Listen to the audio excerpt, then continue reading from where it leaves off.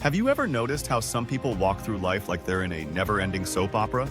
Someone cuts them off in traffic, personal attack. A friend takes too long to reply, betrayal. The barista messes up their order, catastrophe. But then there are those rare, almost mystical beings who seem completely unbothered by everything. They move through life like a breeze, barely ruffled by the nonsense the rest of us get tangled up in. Someone insults them, they shrug. Unexpected setback, they adjust. It's almost like they exist on a completely different frequency from the rest of the world. But here's the real question.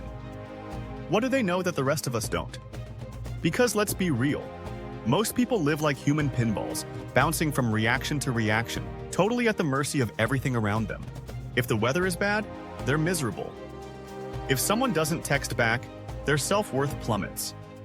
If a stranger gives them a weird look, they spend 3 hours analyzing it like a detective solving a crime. And let's be honest, we've all been that person at some point. Maybe not full-time, but enough to know what it feels like to let something completely irrelevant take up way too much space in our head. So what separates the reactive from the untouchable? It's not luck.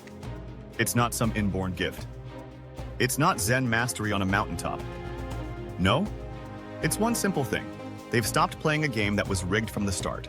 See, most people go through life with a massive misunderstanding about where their feelings actually come from. They think the outside world is controlling their emotions, when in reality it's their own interpretation of the world that's doing all the damage. Let's break that down in the simplest way possible. Someone flips you off in traffic. You have 2 reactions. Option A, you take it personally, let it ruin your day, and rant about it for hours. Option B, you shrug, assume they have bigger problems, and keep it moving. Same event, 2 completely different experiences. And the only difference? The meaning you gave it. And here's where it gets wild.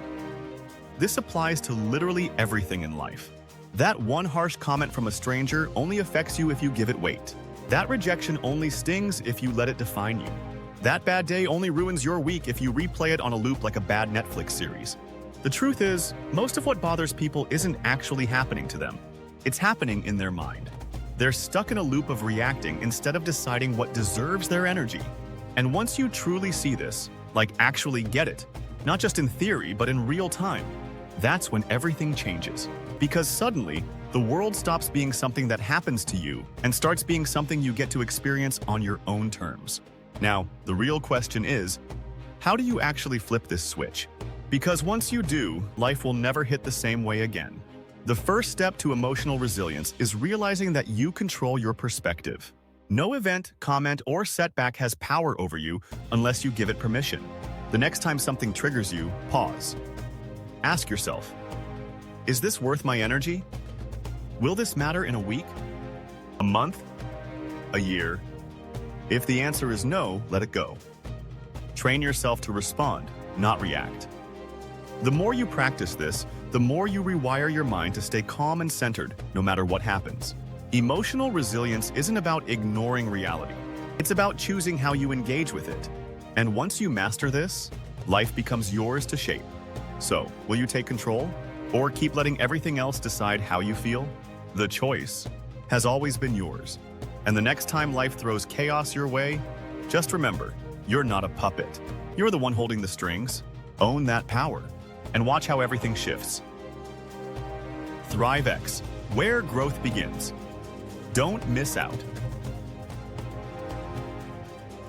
Hit like, subscribe, and tap the bell icon to stay inspired.